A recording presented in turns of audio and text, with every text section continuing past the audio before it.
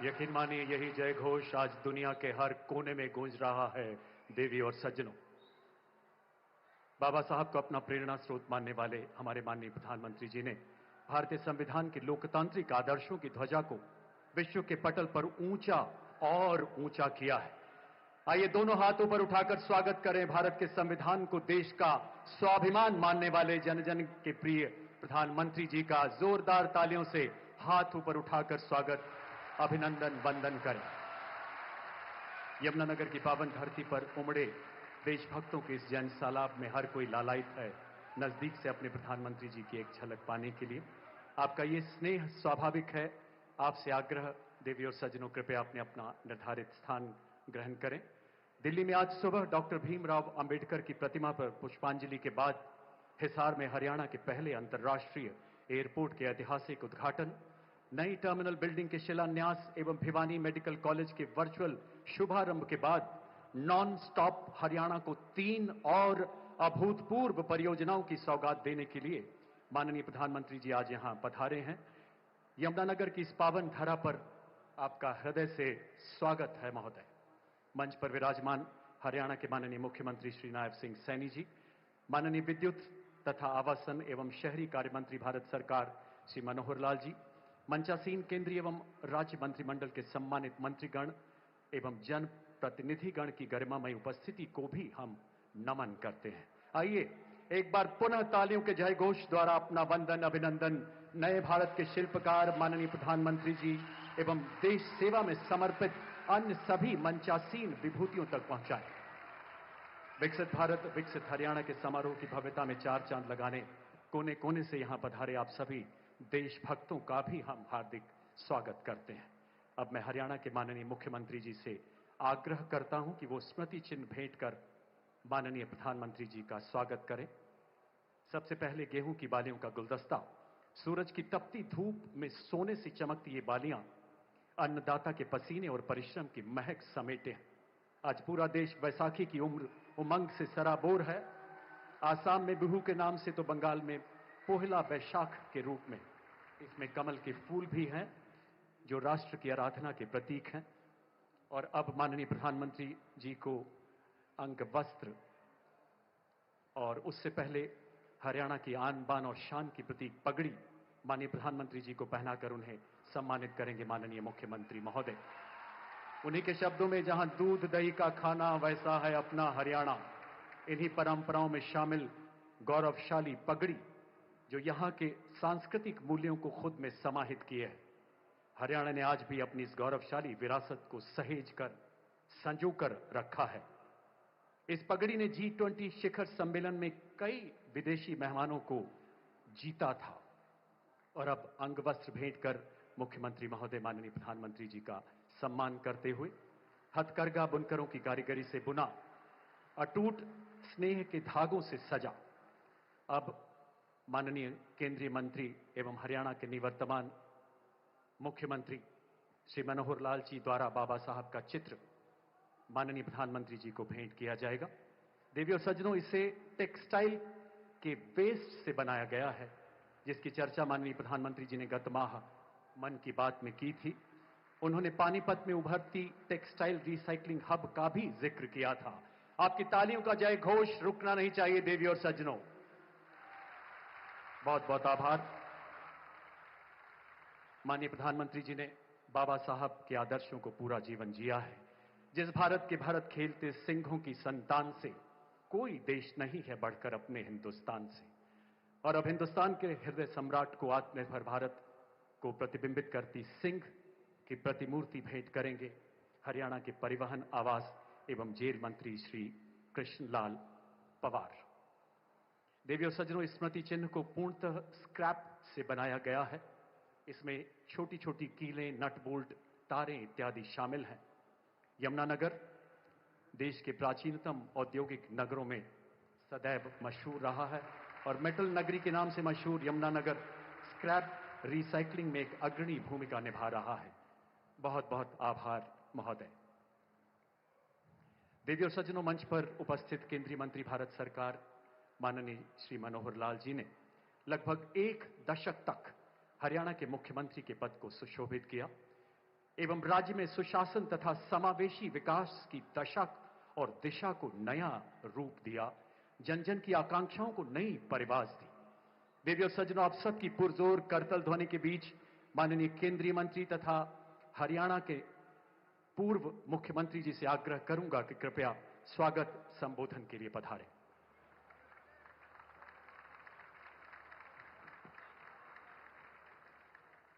भारत माता की, भारत माता की।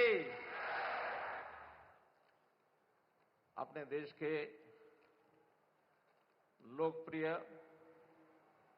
यहां के 140 करोड़ जनता की दिलों की धड़कन अपने प्रधानमंत्री माननीय श्री नरेंद्र मोदी जी, मंच पर उपस्थित अपने इस प्रदेश के मुख्यमंत्री, युवा और संघर्षशील साथी श्री नायब सिंह सैनी जी, केंद्र में राज्य मंत्री इस नाते से राव इंद्रजीत सिंह जी,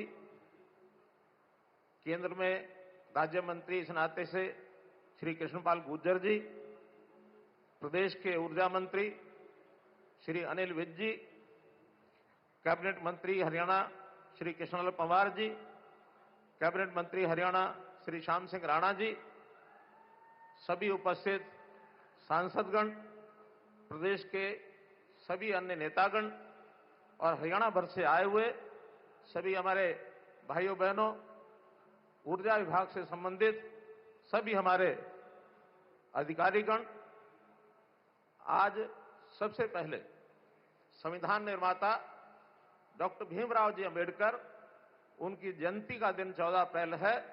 मैं उनके चरणों में श्रद्धांजलि अर्पित करता हूं, नमन करता हूं। आज प्रधानमंत्री जी हमारे बीच में हरियाणा पधारे हैं। इस कार्यक्रम से पहले हिसार में आपने हिसार एयरपोर्ट के भवन का और उद्घाटन किया और वहां से जो पहली फ्लाइट जिसका आज उड़ान भरी है, जिसने हिसार से और अयोध्या तक, इन दोनों कार्यक्रमों को आपने किया, उसके लिए भी आपका मैं बहुत बहुत धन्यवाद करता हूं। और इसी प्रकार से आज यमुनानगर में भी ऊर्जा विभाग का एक 800 मेगावाट का ताप घर, बिजली घर, इसका शिलान्यास आप करेंगे। और ऐसे ही यमुनानगर नगर निगम द्वारा निर्मित सीबीजी का प्लांट 2600 टन का जो प्रति वर्ष एक प्रकार से उसका सीबीजी का उत्पादन होगा, ऐसे एक स्वच्छ ऊर्जा का एक बड़ा प्रोजेक्ट, इसका भी आप शिलान्यास करेंगे। माननीय प्रधानमंत्री जी, मैं आपके स्वागत के लिए खड़ा हुआ हूं। मैं दो भूमिकाओं में आपका स्वागत करना चाहता हूं। एक तो आपकी सरकार में आपने मुझे केंद्रीय ऊर्जा मंत्री का दायित्व दिया, उस नाते से मेरा दायित्व है कि आपका मैं हृदय की गहराई से और स्वागत करता हूं। और इसके साथ ही क्योंकि हरियाणा की धरती को मैं नमन करते हुए 10 वर्ष हरियाणा की सेवा मुख्यमंत्री के रूप में की है, ये हरियाणा का परिवार, इस परिवार का सदस्य होने के नाते मैं हरियाणा की जनता की ओर से भी आपका बहुत बहुत स्वागत करता हूं, अभिनंदन करता हूं।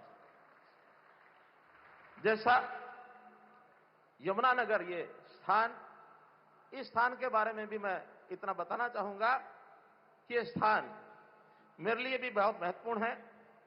यमुना नदी की गोद में बसा हुआ ये, यानी यमुना नदी की गोद में बसा हुआ ये यमुनानगर शहर, और इस शहर के मेरे सामाजिक जीवन के यौवन काल के 6 वर्ष मैंने यहां लगाए हैं। यहां आकर के मुझे एक परिवार के नाते इस धरती से जुड़े होने का भी एक गौरव प्राप्त है, अनुभूति मुझे होती है।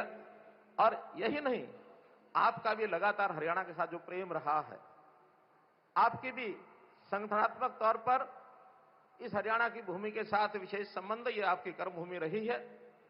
और ये प्यार इस बात को दर्शा रहा है कि पिछले 2014 से लेकर अब तक आप सब प्रदेशों में जाते हैं, लेकिन हरियाणा आपको इसलिए याद रखता है कि हरियाणा में आप 13 बार सरकारी काम से और 11 बार गैर सरकारी अर्थात चुनावी दौरे आपने किए। 24 दौरे इससे पहले हो चुके हैं। आज ये 25वां दौरा 10 साल के अंदर है। मैं समझता हूं हरियाणा प्रदेश को आप प्यार करते हैं और बदले में हरियाणा की जनता भी आपको श्रद्धा और सम्मान के साथ देखते हुए आपको प्यार करती है। इसलिए मैं आपका बहुत बहुत स्वागत करता हूं। आज जो सौगात आप देने जा रहे हैं, जो ये तापघर बिजली घर, यह 800 मेगावाट का, इससे पहले भी 600 मेगावाट के 2 प्लांट यहां चलते हैं। लेकिन ऊर्जा की बढ़ती आवश्यकता को देख करके ये जो तीसरा प्लांट आज इसका शिलान्यास हो रहा है, इसका अपने आप में बहुत महत्व है। हम आपके कहे अनुसार जैसा सबको प्रेरणा आपसे मिलती है कि इस देश को कैसे 2047 तक, जब देश को आजाद हुए 100 वर्ष हो जाएंगे, तो ये देश विकसित भारत के नाम से जाना जाए, विकसित देशों की श्रेणी में आ जाए, ये अपना बड़ा लक्ष्य है। और यदि विकसित भारत को हमको बनाना है तो निश्चित रूप से यहाँ की आर्थिकी, यहाँ का उद्योग, रोजगार, ये सब काम आगे हमको बढ़ाने हैं। और उसमें जो आवश्यक तत्व है, उद्योग हो या अन्य अपने जितने भी काम हैं, ऊर्जा जो है उसका एक आवश्यक तत्व है। ऊर्जा की डिमांड, उसकी मांग लगातार बढ़ती जा रही है। जैसा 2014 से लेकर इस समय तक 249 मेगावाट 2014 में बिजली अपने देश में थी गीगावाट, और अब वो 466 गीगावाट इस समय बिजली का उत्पादन हो रहा है, अर्थात 87% वृद्धि आपके इस कार्यकाल में पिछले 11 वर्ष में हुई है। और यही नहीं, आने वाले 2031-32 तक जो लक्ष्य रखा गया है वो 874 गीगावाट का ये लक्ष्य रखा गया है। और इस ऊर्जा में चाहे वो हाइडल हो, थर्मल हो, सौर ऊर्जा हो, पवन ऊर्जा हो, न्यूक्लियर ऊर्जा हो, कई प्रकार के ऊर्जा के ये सारे साधन, ऐसे प्रकल्प, ऐसे प्रोजेक्ट्स, ऐसी योजनाएं, ये सब लगातार हम आगे बढ़ा रहे हैं। और इनको बढ़ाने के बाद निश्चित रूप से ऊर्जा के जो टारगेट है इसको हम पूरा करेंगे। और पूरा करने के बाद इस देश की जो ऊर्जा की स्थिति है, अगर मैं दुनिया भर के देशों को देखता हूं, याद करता हूं, तो सबसे ज्यादा ऊर्जा का उत्पादन आज चाइना में है, दूसरे नंबर पर यूएस में है, और हमारे लिए सौभाग्य की बात है कि उनके मुकाबले में तीसरे नंबर पर ऊर्जा का उत्पादन होता है तो भारतवर्ष में होता है। मित्रों, तो हम इस गति को पकड़े हुए हैं और एक दिन दुनिया में सिरमौर देश के नाते से हम आगे बढ़ने का संकल्प करते हैं। इसी प्रकार से हरियाणा के अंदर हमारी जो ऊर्जा का काम 2485 मेगावाट अभी ऊर्जा हमारे उत्पादन होती है। 800 मेगावाट का इस तापघर बनने के बाद ये 3285 मेगावाट हो जाएगी। और यही नहीं, यहां की सरकार ने अपने सामने अपनी जो मांग रखी है कि 2400 मेगावाट इसके अतिरिक्त इस प्रकार के तापघरों की योजना बनाने की है। अभी अलग बात है कि वो हरियाणा की धरती पर बने या जहां पिट हेड्स हैं, पिट हेड्स के ऊपर इस प्रकार के 3 बड़े प्लांट लगाए जाएं। ये जैसा आपका आदेश होगा उस हिसाब से उसको हम आगे बढ़ाएंगे। इसके साथ ही पहला प्लांट सीबीजी का, क्योंकि आपने 2023-24 के बजट में गोवर्धन योजना के अंतर्गत शहरी क्षेत्रों में सीबीजी के प्लांट लगाने की का एक योजना बनाई थी, बताई थी। अभी हरियाणा का पहला सीबीजी का प्लांट छछरौली के गांव में 10 एकड़ जमीन के ऊपर 90 करोड़ रुपए की लागत से इस प्लांट का आज शिलान्यास होने जा रहा है। मैं नगर निगम यमुनानगर को भी बहुत बधाई देता हूं कि उन्होंने इस प्लांट को और एक चरितार्थ करके आगे बढ़ाया है। प्रतिवर्ष 45,000 मीट्रिक टन नगरपालिका का जो ठोस अपशिष्ट है, सॉलिड वेस्ट है, वो इसमें उपयोग होगा। और साथ ही 36,000 मीट्रिक टन गाय के गोबर का भी इसमें उपयोग कर पाएंगे। और इस प्रकार से एक स्वच्छ ऊर्जा इसका जो स्रोत सीबीजी होगा, ये भी यातायात के लिए अर्थात सीएनजी के नाते से इसका उपयोग कर पाएंगे। वाहनों में सीएनजी के नाते से वाहन चलते हैं। ऐसे ही आग जलाने की जगह जैसे हमारा रसोई गैस है, एलपीजी है, अथवा पाइपलाइन नेचुरल गैस है, पीएनजी है, इससे भी इस सीबीजी के बनने के बाद उसकी आपूर्ति होगी। और एक बहुत बड़ा लाभ इसका आर्थिक तौर पर भी होगा। और साथ ही इसके कारण से 7,800 मीट्रिक टन कार्बन डाइऑक्साइड का जो एमिशन है उस एमिशन को हम कर पाएंगे, कम कर पाएंगे, क्योंकि दुनिया में आज सब लोगों की चिंता ये है कि हम कैसे कार्बन डाइऑक्साइड एमिशन को कम करें। तो इस प्रकार के इस प्रोजेक्ट का भी अपने आप में एक लाभ होने वाला है। आज आप हिसार के चाहे प्रोजेक्ट हों अथवा यहाँ के प्रोजेक्ट हों, उद्घाटन शिलान्यास के इस अवसर पर हरियाणा को आपने जो सौगातें दी हैं, उसके लिए मैं बहुत बहुत आपका आभार प्रकट करता हूं, बहुत बहुत धन्यवाद करता हूं। धन्यवाद। आपके ऊर्जावान उद्बोधन के लिए भारत के ऊर्जा मंत्री जी बहुत बहुत धन्यवाद। आज जिन परियोजनाओं का शिलान्यास हो रहा है, उनको परिकल्पित करने में आपने अतुलनीय भूमिका निभाई है। पुनः बहुत बहुत आभार महोदय। देवी और सज्जनों, देश के यशस्वी प्रधानमंत्री जी की प्रखर प्रेरणा से माननीय मुख्यमंत्री श्री नायब सिंह सैनी जी के कुशल नेतृत्व में हमारा नॉन स्टॉप हरियाणा नित नई बुलंदियों की ओर अग्रसर है। आपकी तालियों के उद्घोष के बीच माननीय मुख्यमंत्री जी से आग्रह, कृपया अपने संबोधन के लिए पधारें माननीय श्री नायब सिंह सैनी जी।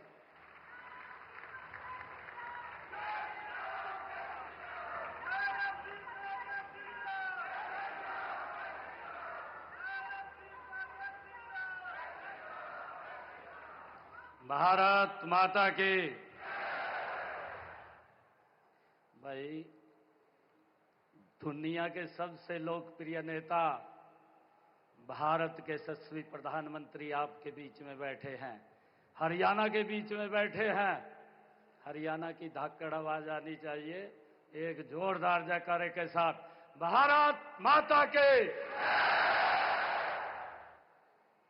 हम सबका परम सौभाग्य है कि आज सुबह से देश के यशस्वी प्रधानमंत्री विकसित भारत, विकसित हरियाणा को गति देने के लिए आज हरियाणा में हम सब के बीच में आए हैं। मैं हरियाणा के कोटि कोटि जन, हरियाणा के 2 करोड़ 80 लाख लोगों की तरफ से देश के यशस्वी प्रधानमंत्री आदरणीय नरेंद्र मोदी जी का इस यमुनानगर की पवित्र भूमि पर स्वागत करता हूं। आप सबकी तरफ से धन्यवाद करता हूं। उनके साथ ही भारत सरकार में ऊर्जा मंत्री और पूर्व में हरियाणा प्रदेश के मुख्यमंत्री आदरणीय मनोहर लाल जी का भी मैं जोरदार स्वागत करता हूं। मंच पर विराजमान सभी भारत सरकार के मंत्रीगण, प्रदेश सरकार के मंत्रीगण, आप सबका भी मैं दिल से बहुत बहुत धन्यवाद करता हूं। आज मुझे गर्व है, आज हम सब के लिए ये गर्व की बात है कि मां सरस्वती की गोद में बसी इस पावन नगरी यमुनानगर में माननीय प्रधानमंत्री जी का दिल से मैं स्वागत भी करता हूं, उनका अभिनंदन भी करता हूं और अपने पूरे हरियाणा की तरफ से उनको राम राम भी कहता हूं। मेरे लिए परम सौभाग्य की बात है कि मैं आप सबका भी हार्दिक स्वागत करता हूं। आप सब इतनी भारी संख्या में आए हैं। मैं आप सब की तरफ से माननीय प्रधानमंत्री जी का आप लोग स्वागत करने के लिए आए हैं, इसके लिए आप सबका बहुत बहुत धन्यवाद भी करता हूं। माननीय प्रधानमंत्री जी, आज हम सब हरियाणा वासियों के लिए ये बहुत बड़ा दिन है, बहुत शुभ दिन है। आज भारत रत्न बाबा साहेब भीमराव अंबेडकर जी की 135वीं जयंती है। मैं उन्हें कोटि कोटि नमन करता हूं। इस शुभ दिन पर किसानों और मजदूरों के मसीहा दीनबंधु सर चौधरी छोटू राम जी के नाम पर स्थापित थर्मल पावर प्लांट में आपके कर कमलों द्वारा 800 मेगावाट की अल्ट्रा सुपर क्रिटिकल यूनिट की आधारशिला भी अभी रखी जाएगी। मैं इसके लिए आपका पुनः बहुत बहुत धन्यवाद करता हूं। आदरणीय प्रधानमंत्री जी, इसके लिए मैं हरियाणा सरकार की तरफ से और हरियाणा वासियों की तरफ से आपका धन्यवाद करता हूं। आदरणीय प्रधानमंत्री जी, अभी कुछ घंटे पहले आपने अपने करकमलों से हिसार में हरियाणा के पहले एयरपोर्ट महाराजा अग्रसेन उसके दूसरे टर्मिनल का भवन का शिलान्यास किया। वहां से भगवान श्री राम की नगरी अयोध्या में स्थित महर्षि वाल्मीकि अंतर्राष्ट्रीय हवाई अड्डे तक की पहली हवाई उड़ान को हरी झंडी भी आपने दिखाई है। करोड़ों देशवासियों के अयोध्या में राम मंदिर के सांझे सपने को भी माननीय प्रधानमंत्री जी आपने ही पूरा किया है। साथियों, इससे अच्छा दिन और खुशी की बात हमारे लिए नहीं हो सकती है। आप हमारे बीच में मौजूद हैं। माननीय प्रधानमंत्री जी, यह वही यमुनानगर है जहां की माटी में लकड़ी और बर्तनों के लघु उद्योगों से लाखों लोगों को रोजगार मिलता है। आज आपके आगमन से यह शहर विकास के स्वर्णिम युग में कदम रख रहा है। आज यहां की हवा में एक नया जोश, एक नई उम्मीद और एक नया उत्साह आया है। माननीय प्रधानमंत्री जी, आपके मार्गदर्शन और प्रेरणा से पिछले 10 सालों में हरियाणा ने विकास के हर क्षेत्र में नए कीर्तिमान स्थापित किए हैं और अपना परचम हरियाणा ने लहराया है। आज इसी यमुनानगर जगाधरी नगर निगम क्षेत्र में आपके कमलों द्वारा कंप्रेस्ड बायोगैस प्लांट की आधारशिला भी आपके द्वारा रखी जा रही है। यह परियोजना भारत सरकार के गोवर्धन मिशन के तहत एक अहम प्रयास है। आदरणीय प्रधानमंत्री जी, यह भी एक मिसाल है कि हम आधुनिक युग में भी अपने परंपरागत ज्ञान और कौशल का प्रयोग करते हुए विकास के मार्ग पर आगे कैसे बढ़ सकते हैं, ये आपने हमारा मार्गदर्शन किया है। आदरणीय प्रधानमंत्री जी, यह परियोजना न केवल एक तकनीकी उपलब्धि होगी बल्कि यह हमारे भविष्य की ओर आपके द्वारा बढ़ाया गया एक हरित, टिकाऊ और स्वच्छ कदम भी होगा। माननीय प्रधानमंत्री जी, हरियाणा आपके नेतृत्व में डबल इंजन की सरकार से चल रहा था, लेकिन अब हरियाणा की जनता के आशीर्वाद से आपके मार्गदर्शन में हरियाणा में ट्रिपल इंजन की सरकार है। हमारी तीसरी पारी में हरियाणा अब 3 गुना गति की रफ्तार से आगे बढ़ रहा है।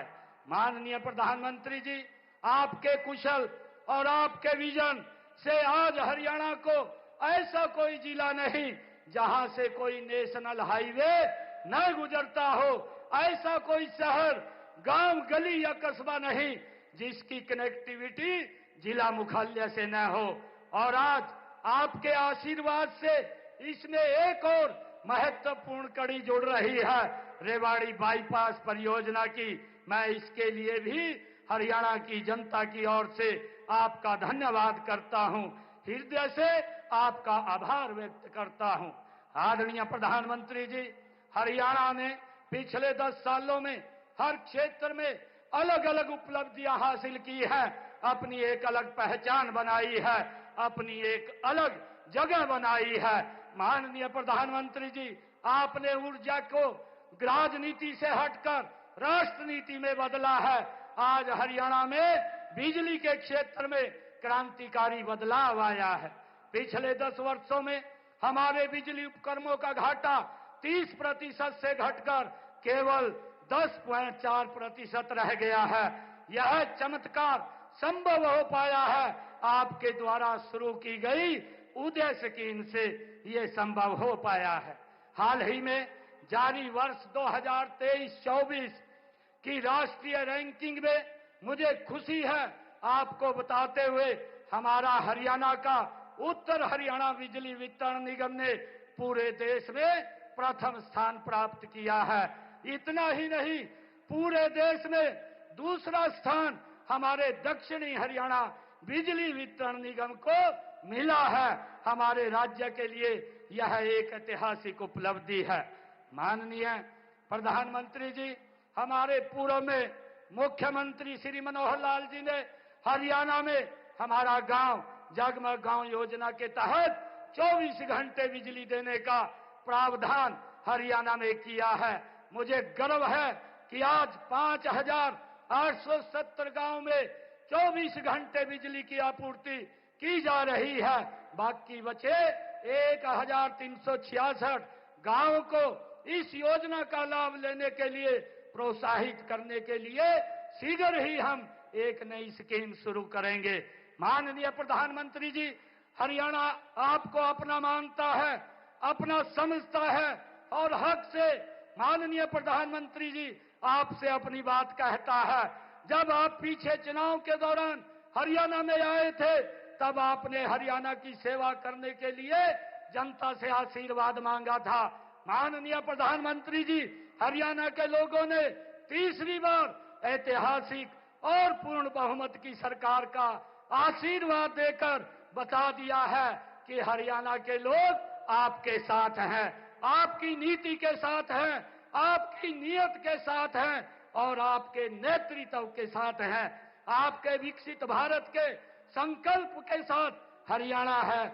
आदरणीय प्रधानमंत्री जी, मैं आपको हरियाणा के 2,80,00,000 लोगों की ओर से ये विश्वास दिलाता हूं कि आपके 2047 के विकसित भारत के संकल्प को पूरा करने के लिए हरियाणा देश के साथ, आपके साथ कदम से कदम और कंधे से कंधा मिला करके चलेगा।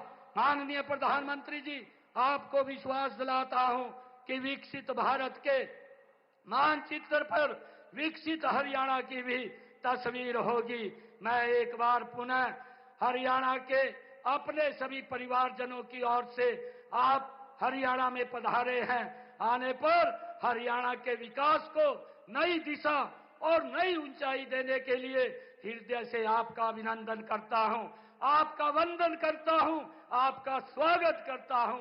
बहुत बहुत धन्यवाद। जय हिंद, जय भारत, जय भारत। राष्ट्र प्रेम एवं मानव कल्याण की संवेदनाओं से ओतप्रोत आपके प्रेरणादायक संबोधन के लिए बहुत बहुत आभार माननीय मुख्यमंत्री जी। आपके मार्गदर्शन में हरियाणा जन कल्याण एवं मानव सेवा के नए कीर्तिमान स्थापित कर रहा है। आपके निवास संत कुटीर के दरवाजे हरियाणा वासियों के लिए 24 घंटे खुले हैं।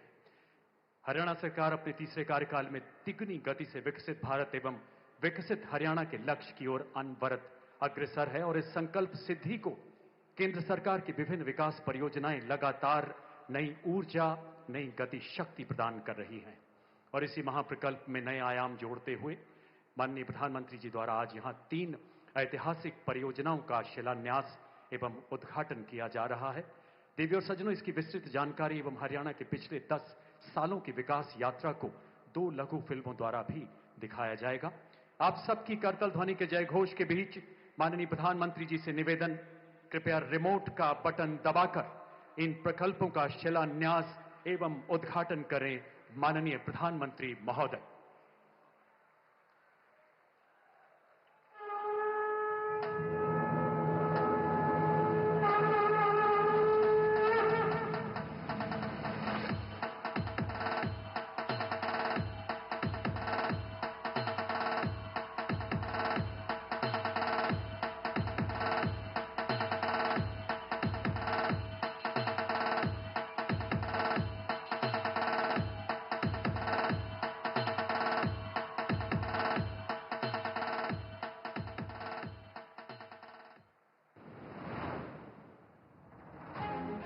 माननीय प्रधानमंत्री श्री नरेंद्र मोदी के दूरदर्शी नेतृत्व में आत्मनिर्भर भारत की ओर रफ्तार से बढ़ते हुए आज Deenbandhu Chhotu Ram thermal power plant Yamunanagar में 800 मेगावाट की अल्ट्रा सुपर क्रिटिकल यूनिट स्थापित की जा रही है, जिससे हरियाणा में बिजली उत्पादन 2600 मेगावाट से बढ़कर 3400 मेगावाट हो जाएगा। 8,500 करोड़ रुपए की लागत से तैयार होने वाली ये परियोजना अल्ट्रा सुपर क्रिटिकल तकनीक पर आधारित है, जो समग्र परिचालन दक्षता में 8% तक सुधार करेगी। ये परियोजना पूरी तरह से स्वदेशी है, साथ ही इससे कोयले की कम खपत, जल्दी स्टार्टअप समय, परिचालन में वृद्धि और कार्बन डाइऑक्साइड उत्सर्जन में कमी होगी। ये परियोजना प्रदेश के युवाओं को आत्मनिर्भर बनाने की दिशा में उनके रोजगार की दृष्टि से भी बेहद महत्वपूर्ण है। इस परियोजना से बिजली उत्पादन अगले 48 महीनों में शुरू हो जाएगा। आज बाबा साहब अंबेडकर की जयंती के पावन अवसर पर माननीय प्रधानमंत्री जी की गरिमामयी उपस्थिति में यमुनानगर में 800 मेगावाट की अल्ट्रा सुपर क्रिटिकल यूनिट परियोजना का शिलान्यास हो रहा है, जो इस दिन को और अधिक पवित्र और प्रेरणादायक बनाता है। हरियाणा की धरती पर लिखा जा रहा है हरित भविष्य का नया अध्याय, और इसकी नींव रख रहे हैं देश के यशस्वी प्रधानमंत्री श्री नरेंद्र मोदी जी। मुकारबपुर में स्थापित हो रहा है एक अत्याधुनिक गोबरधन संयंत्र। स्वच्छ ऊर्जा, स्वदेशी समाधान और आत्मनिर्भर भारत की दिशा में एक और बड़ा कदम। 90 करोड़ की लागत से बन रहा ये प्लांट मई 2027 तक होगा तैयार। यहाँ 45,000 टन ठोस कचरा और 36,000 टन गोबर का होगा वैज्ञानिक निपटान, और तैयार होगी 9,500 टन जैविक खाद और 2,600 टन बायोगैस। हर साल घटेगा 7,800 टन CO2 उत्सर्जन, होगा रोजगार सृजन। यशस्वी प्रधानमंत्री श्री नरेंद्र मोदी जी के करकमलों से आज रेवाड़ी बाईपास का लोकार्पण हो रहा है। 1,070 करोड़ रुपए की लागत से बनी 14.5 किलोमीटर लंबी ये सड़क सिर्फ कंक्रीट और तारकोल नहीं, उम्मीदों की राह है, तरक्की का जरिया है। ये बाईपास NH 352 से शुरू होकर नारनौल से जुड़ता है, इसलिए रेवाड़ी शहर को अब मिलेगी ट्रैफिक से राहत और सुकून। दिल्ली से नारनौल तक का सफर होगा अब लगभग 1 घंटे कम, यानी समय की बचत। नॉन स्टॉप काम, टॉप परिणाम।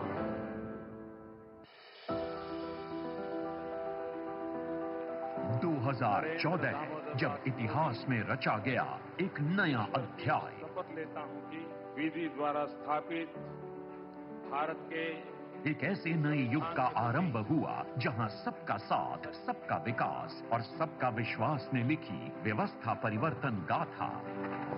ये बेमिसाल उपलब्धियां ही थीं जिस कारण हरियाणा की जनता ने 2024 में लगातार तीसरी बार भारी जन समर्थन देकर यशस्वी प्रधानमंत्री श्री नरेंद्र मोदी के विजन और समर्पण पर अपनी मोहर लगा दी। साथियों, चुनाव के दौरान आप सभी माताओं बहनों ने नारा दिया था, महारा हरियाणा, नॉनस्टॉप हरियाणा।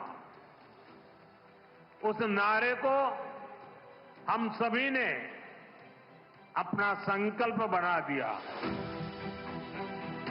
मुख्यमंत्री श्री नायब सिंह सैनी की अगुवाई में स्थानीय निकाय चुनावों में भी जोरदार जीत, और हरियाणा की ट्रिपल इंजन सरकार इस बात का प्रमाण है कि अगर जन सेवा की भावना मन में हो तो एक सशक्त और समृद्ध हरियाणा का सपना साकार होकर रहेगा।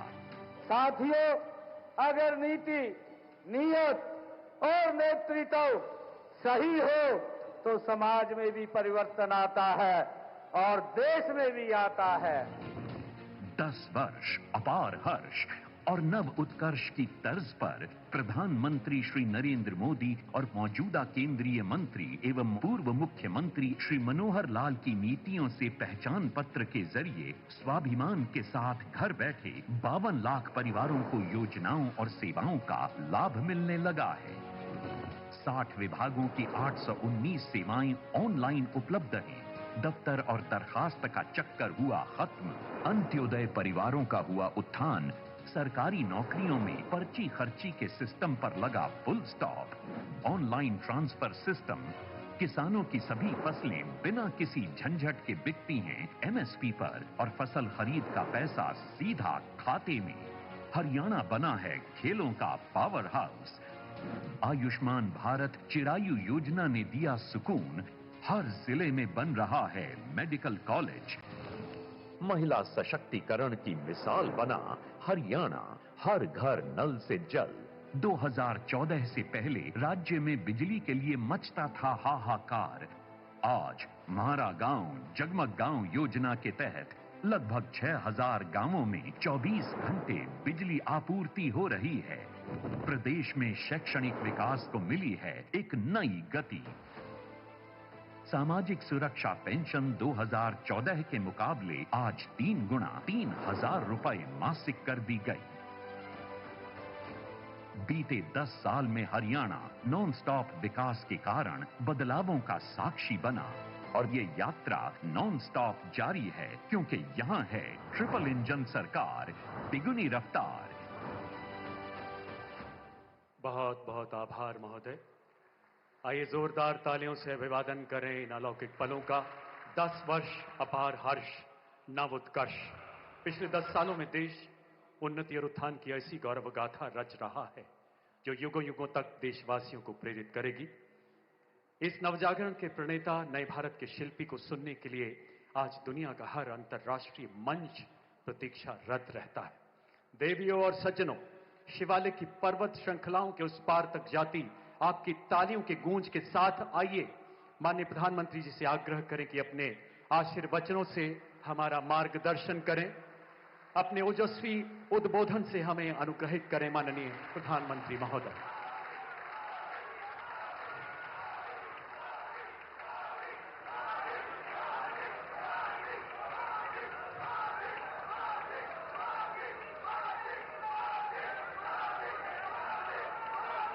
हरियाणा के लोकप्रिय मुख्यमंत्री श्रीमान नायब सिंह सैनी जी, केंद्रीय मंत्रिमंडल के मेरे सहयोगी मनोहर लाल जी, राव इंद्रजीत सिंह जी, कृष्णपाल जी, हरियाणा सरकार के मंत्रीगण, सांसद और विधायकगण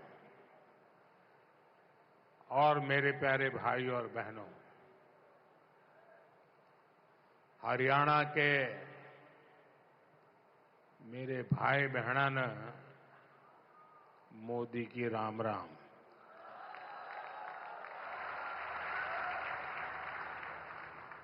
साथियों, आज मैं उस धरती को प्रणाम करता हूं जहां मां सरस्वती का उद्गम हुआ, जहां मंत्रा देवी विराजती है, जहां पंचमुखी हनुमान जी है, जहां कपाल मोचन साहब का आशीर्वाद है, जहां संस्कृति, श्रद्धा और समर्पण की त्रिवेणी बहती है। आज बाबा साहब आंबेडकर जी की 135वीं जयंती भी है। मैं सभी देशवासियों को अंबेडकर जयंती की बहुत बहुत शुभकामनाएं देता हूं।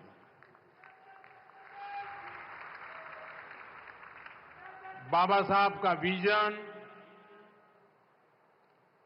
उनकी प्रेरणा निरंतर विकसित भारत की यात्रा में हमें दिशा दिखा रही है। साथियों, यमुनानगर सिर्फ एक शहर नहीं, ये भारत के औद्योगिक नक्शे का भी अहम हिस्सा है। प्लाईवुड से लेकर पीतल और स्टील तक ये पूरा क्षेत्र भारत की अर्थव्यवस्था को मजबूती देता है। कपाल मोचन मेला, ऋषि वेदव्यास की तपोभूमि और गुरु गोविंद सिंह जी की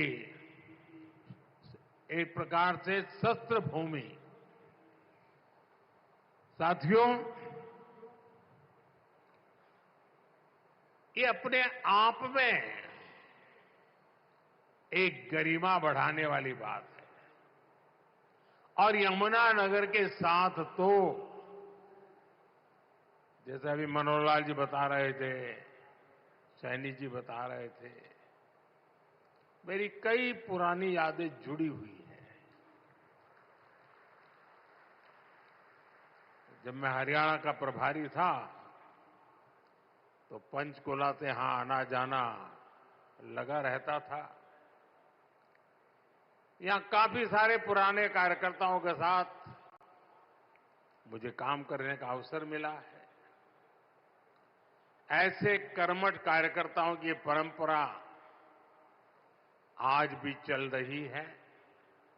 साथियों, हरियाणा लगातार तीसरी बार डबल इंजन सरकार के विकास की डबल रफ्तार को देख रहा है। और अब तो सैनी जी कह रहे हैं ट्रिपल सरकार। विकसित भारत के लिए विकसित हरियाणा, ये हमारा संकल्प है। इस संकल्प की सिद्धि के लिए, हरियाणा के लोगों की सेवा के लिए, यहां के युवाओं के सपनों को पूरा करने के लिए हम ज्यादा स्पीड से, ज्यादा बड़े स्केल पर काम करते रहते हैं। आज यहां शुरू हुई विकास परियोजनाएं, ये भी इसी का जीता जागता उदाहरण है। मैं हरियाणा के लोगों को इस विकास परियोजनाओं के लिए बहुत बहुत बधाई देता हूं। साथियों, मुझे गर्व है कि हमारी सरकार बाबा साहब के विचारों को आगे बढ़ाते हुए चल रही है। बाबा साहब आंबेडकर ने उद्योगों के विकास को सामाजिक न्याय का मार्ग बताया था। बाबा साहब ने भारत में छोटी जोतों की समस्या को पहचाना था। बाबा साहब कहते थे कि दलितों के पास खेती के लिए पर्याप्त जमीन नहीं है, इसलिए दलितों को उद्योगों से सबसे अधिक फायदा होगा। बाबा साहब का विजन था कि उद्योगों से दलितों को ज्यादा रोजगार मिलेंगे और उनका जीवन स्तर ऊपर उठेगा। भारत में औद्योगिकरण की दिशा में बाबा साहब ने देश के पहले उद्योग मंत्री डॉक्टर श्यामा प्रसाद मुखर्जी के साथ मिलकर काम किया था। साथियों, औद्योगिकरण और मैन्युफैक्चरिंग के इस तालमेल को दीनबंधु चौधरी छोटू राम जी ने भी गांव की समृद्धि का आधार माना था। वो कहते थे, गांवों में सच्ची समृद्धि तब आएगी जब किसान खेती के साथ साथ छोटे उद्योगों के माध्यम से भी अपनी आय बढ़ाएगा। गांव और किसान के लिए जीवन खपाने वाले चौधरी चरण सिंह जी की सोच भी इससे अलग नहीं थी। चौधरी साहब कहते थे, औद्योगिक विकास को कृषि का पूरक होना चाहिए। दोनों हमारी अर्थव्यवस्था के स्तंभ हैं। साथियों, मेक इन इंडिया के, आत्मनिर्भर भारत के मूल में भी यही भावना है, यही विचार है, यही प्रेरणा है। इसलिए हमारी सरकार भारत में मैन्युफैक्चरिंग पर इतना बल दे रही है। इस वर्ष के बजट में हमने मिशन मैन्युफैक्चरिंग की घोषणा की है। इसका मकसद है कि दलित, पिछड़े, शोषित, वंचित नौजवानों को ज्यादा से ज्यादा रोजगार मिले, नौजवानों को जरूरी ट्रेनिंग मिले, व्यापार कारोबार का खर्चा कम हो, एमएसएमई सेक्टर को मजबूती मिले, उद्योगों को टेक्नोलॉजी का लाभ मिले और हमारे उत्पाद दुनिया में सबसे बेहतरीन हो। इन सारे लक्ष्यों को प्राप्त करने के लिए बहुत जरूरी है कि देश में बिजली की कोई कमी न हो। हमें एनर्जी में भी आत्मनिर्भर होना ही होगा। इसलिए आज का ये कार्यक्रम बहुत अहम है। आज Deenbandhu Chaudhary Chhoturam thermal power plant की तीसरी इकाई का काम शुरू हुआ है। इसका फायदा यमुनानगर को होगा, उद्योगों को होगा। भारत में जितना औद्योगिक विकास, जैसे प्लाईवुड बनता है, उसका आधा तो यमुनानगर में होता है। यहां एल्यूमिनियम, कॉपर और पित्तल के बर्तनों की मैन्युफैक्चरिंग बड़े पैमाने पर होती है। यहीं से पेट्रोकेमिकल प्लांट के उपकरण दुनिया के कई देशों में भेजे जाते हैं। बिजली का उत्पादन बढ़ने से इन सभी को फायदा होगा। यहां मिशन मैन्युफैक्चरिंग को मदद मिलेगी। साथियों, विकसित भारत के निर्माण में बिजली की बहुत बड़ी भूमिका होने वाली है और हमारी सरकार बिजली की उपलब्धता बढ़ाने के लिए चौतरफा काम कर रही है। चाहे वन नेशन वन ग्रिड हो, नए कोल पावर प्लांट हो, सोलर एनर्जी हो, न्यूक्लियर सेक्टर का विस्तार हो, हमारा प्रयास है कि देश में बिजली का उत्पादन बढ़े, राष्ट्र निर्माण में बिजली की कमी बाधा न बने। लेकिन साथियों, हमें कांग्रेस के दिनों को भी भूलना नहीं चाहिए। हमने 2014 से पहले, जब कांग्रेस की सरकार थी, वो दिन भी देखे हैं जब पूरे देश में ब्लैकआउट होते थे, बिजली गुल हो जाती थी।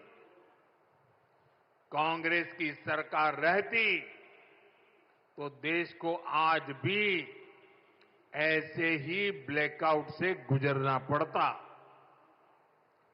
न कारखाने चल पाते, न रेल चल पाती, न खेतों में पानी पहुंच पाता। यानी कांग्रेस की सरकार रहती तो ऐसे ही संकट बना रहता बढ़ता रहता। अब इतने वर्षों के बाद, प्रयासों के बाद आज हालात बदल रहा है। बीते एक दशक में भारत ने बिजली उत्पादन की क्षमता को करीब करीब 2 गुना किया है। आज भारत अपनी जरूरत को पूरी करने के साथ साथ पड़ोसी देशों को बिजली निर्यात भी करता है। बिजली उत्पादन, इस पर भाजपा सरकार के फोकस का लाभ हमारे हरियाणा को भी मिला है। आज हरियाणा में 16,000 मेगावाट बिजली का उत्पादन होता है। हम आने वाले कुछ सालों में एक क्षमता 24,000 मेगावाट तक पहुंचाने का लक्ष्य लेकर के काम कर रहे हैं। साथियों, एक तरफ हम थर्मल पावर प्लांट में निवेश कर रहे हैं, तो दूसरी तरफ देश के लोगों को पावर जनरेटर बना रहे हैं। हमने पीएम सूर्य घर मुफ्त बिजली स्कीम शुरू की है। अपने छत पर सोलर पैनल लगाकर आप अपना बिजली का बिल 0 कर सकते हैं। इतना ही नहीं, जो अतिरिक्त बिजली का उत्पादन होगा उसे बेचकर कमाई भी कर सकते हैं। अब तक देश के 1.25 करोड़ से ज्यादा लोग इस योजना के तहत रजिस्ट्रेशन करा चुके हैं। मुझे खुशी है कि हरियाणा के भी लाखों लोगों ने इससे जुड़ने के लिए अप्लाई किया है। और जैसे जैसे इस योजना का विस्तार हो रहा है, इससे जुड़ा सर्विस इकोसिस्टम भी बड़ा हो रहा है। सोलर सेक्टर में नई स्किल्स बन रही है, एमएसएमईज के लिए नए मौके बन रहे हैं और युवाओं के लिए अनेक अवसर तैयार हो रहे हैं। साथियों, हमारे छोटे छोटे शहरों में छोटे उद्योगों को पर्याप्त बिजली देने के साथ ही सरकार इस तरफ भी ध्यान दे रही है कि उनके पास पर्याप्त पैसे रहे। कोरोना काल में एमएसएमई को बचाने की लाखों करोड़ों रुपए की सहायता सरकार ने दी है। छोटे उद्योग भी अपना विस्तार कर सके, इसके लिए हमने एमएसएमई की परिभाषा बदली है। अब छोटे उद्योगों को यह डर नहीं सताता कि जैसे ही वो आगे बढ़े सरकारी मदद छीन जाएगी। अब सरकार छोटे उद्योग के लिए स्पेशल क्रेडिट कार्ड की सुविधा देने जा रही है। क्रेडिट गारंटी कवरेज को भी बढ़ाया जा रहा है। अभी कुछ दिन पहले ही मुद्रा योजना को 10 साल पूरे हुए हैं। आपको जानकर के खुशी भी होगी और सुखद आश्चर्य भी होगा। मुद्रा योजना में पिछले 10 साल में देश के सामान्य लोग जो पहली बार उद्योग के क्षेत्र में आ रहे, कारोबार के क्षेत्र में आ रहे थे, उनको बिना गारंटी 33 लाख करोड़ रुपए, आप कल्पना कीजिए, 33 लाख करोड़ रुपए बिना गारंटी के लोन के रूप में दिए जा चुके हैं। इस योजना के 50% से भी ज्यादा लाभार्थी एससी, एसटी, ओबीसी परिवार के ही साथी हैं। कोशिश यही है कि छोटे उद्योग हमारे नौजवानों के बड़े सपनों को पूरा करे। साथियों, हरियाणा के हमारे किसान भाई बहनों की मेहनत हर भारतीय की थाली में नजर आती है। भाजपा की डबल इंजन की सरकार किसानों के दुख सुख की सबसे बड़ी साथी है। हमारा प्रयास है कि हरियाणा के किसानों का सामर्थ्य बढ़े। हरियाणा की भाजपा सरकार अब राज्य की 24 फसलों को एमएसपी पर खरीदती है। हरियाणा के लाखों किसानों को पीएम फसल बीमा योजना का लाभ भी मिला है। इस योजना के तहत लगभग 9,000 करोड़ रुपए से ज्यादा के क्लेम दिए गए हैं। इसी तरह पीएम किसान सम्मान निधि से 6,500 करोड़ रुपए हरियाणा के किसानों के जेब में गए हैं। साथियों, हरियाणा सरकार ने अंग्रेजों के जमाने से चले आ रहे आबियाना को भी खत्म कर दिया है। अब आपको नहर के पानी पर टैक्स भी नहीं देना पड़ेगा और आबियाने का जो 130 करोड़ रुपए से ज्यादा का बकाया था वो भी माफ हो गया है। साथियों, डबल इंजन सरकार के प्रयासों से किसानों को, पशुपालकों को आय के नए साधन मिल रहे हैं। गोवर्धन योजना, इसे किसानों के कचरे के निपटारे और उससे आय का अवसर मिल रहा है।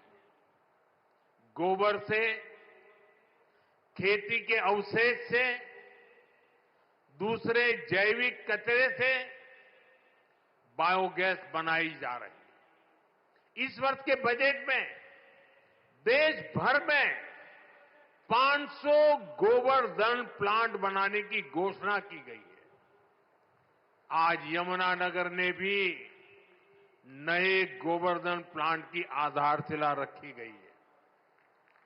इससे नगर निगम के भी हर साल 3 करोड़ रुपए बचेंगे।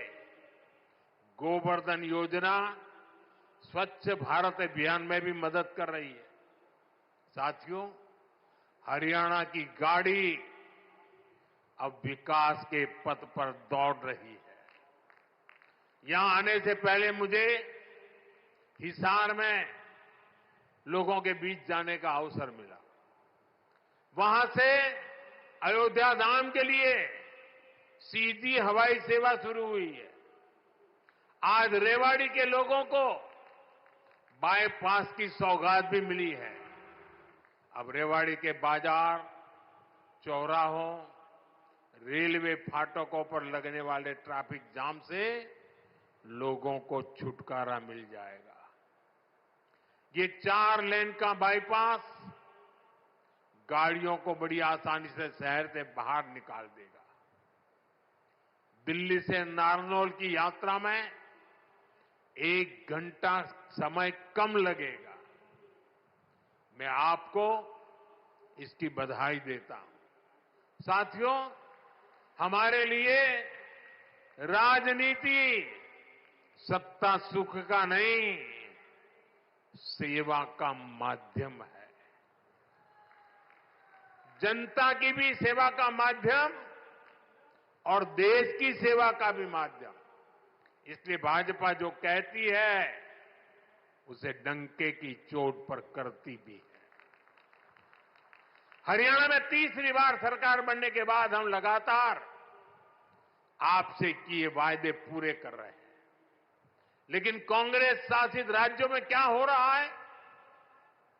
जनता से पूरा विश्वासघात। पड़ोस में देखिए, हिमाचल में जनता कितनी परेशान है। विकास के, जन कल्याण के सारे काम ठप पड़े हैं।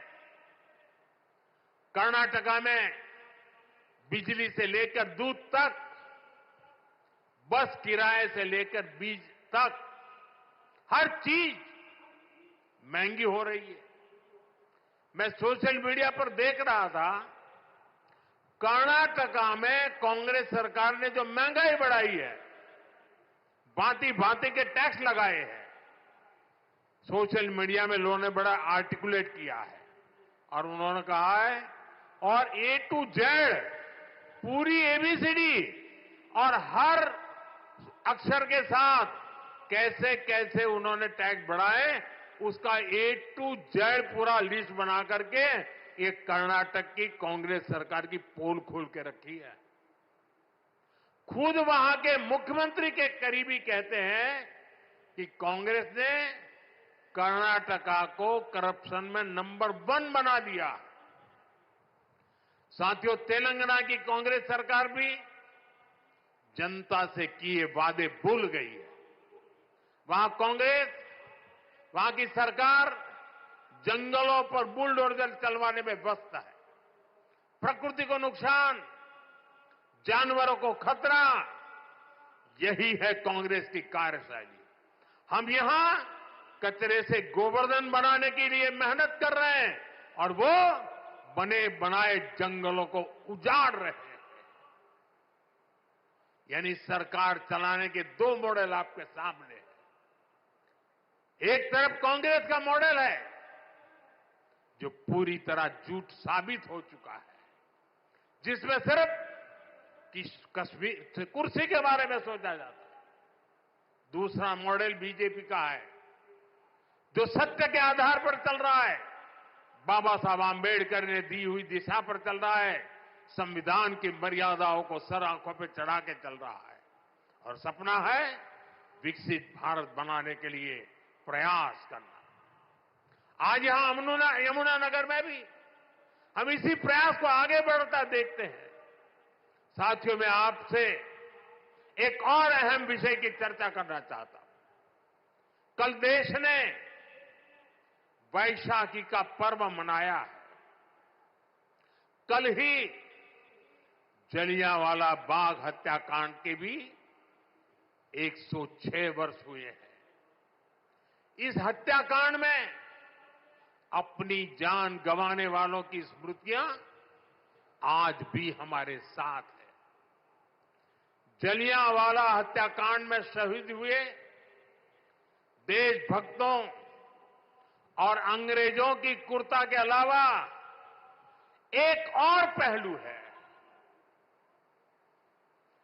जिसे पूरी तरह अंधेरे में डाल दिया गया था। ये पहलू मानवता के साथ, देश के साथ खड़े होने के बुलंद जज्बे का है। इस जज्बे का नाम शंकरन नायर था। आपने किसी ने नहीं सुना होगा, शंकरन नायर का नाम नहीं सुना होगा, लेकिन आजकल इनकी बहुत चर्चा हो रही है। शंकरन नायर जी एक प्रसिद्ध वकील थे और उस जमाने में 100 साल पहले अंग्रेजी सरकार में बहुत बड़े पद पर विराजमान थे। वो सत्ता के साथ रहने का सुख, चैन, मौज सब कुछ कमा सकते थे, लेकिन उन्होंने विदेशी शासन की क्रूरता के विरुद्ध जलियांवाला बाग की घटना से व्यथित होकर मैदान में उतरे। उन्होंने अंग्रेजों के विरुद्ध आवाज उठाई। उन्होंने उस बड़े पद से लात मार करके इसे छोड़ दिया। केरल के थे, घटना पंजाब में घटी थी। उन्होंने जलियांवाला बाग हत्याकांड केस लड़ने का खुद ने फैसला किया। वो अपने दम पर लड़े, अंग्रेजी साम्राज्य को हिला कर रख दिया। जिस अंग्रेजी साम्राज्य का सूरत, जिनका सूरज कभी अस्त नहीं होता था, उसको शंकर नायर जी ने जलियांवाला हत्याकांड के लिए कोर्ट में कटघरे में खड़ा कर दिया। साथियों, ये सिर्फ मानवता के साथ खड़े होने का ही मामला भर नहीं है, ये एक भारत श्रेष्ठ भारत का भी बहुत उत्तम उदाहरण है। कैसे दूर सुदूर दक्षिण में केरल का एक व्यक्ति पंजाब में हुए हत्याकांड के लिए अंग्रेजी सत्ता से टकरा गया। यही स्पिरिट हमारी आजादी की लड़ाई की असली प्रेरणा है। यही प्रेरणा आज भी विकसित भारत की यात्रा में हमारी बहुत बड़ी ताकत है। हमें केरल के शंकरन नायर जी के योगदान के बारे में जरूर जानना चाहिए, और पंजाब, हरियाणा, हिमाचल, यहां के एक एक बच्चे को जानना चाहिए।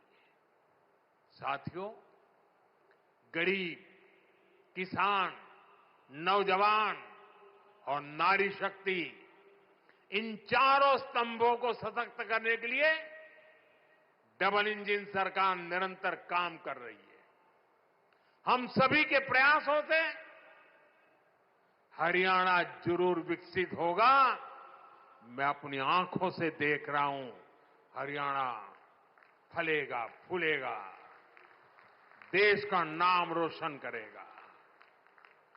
आप सभी को इन अनेक विकास कार्यों के लिए बहुत बहुत शुभकामनाएं। दोनों हाथ ऊपर करके पूरी ताकत से मेरे साथ बोलिए, भारत माता की, भारत माता की, भारत माता की। बहुत बहुत धन्यवाद।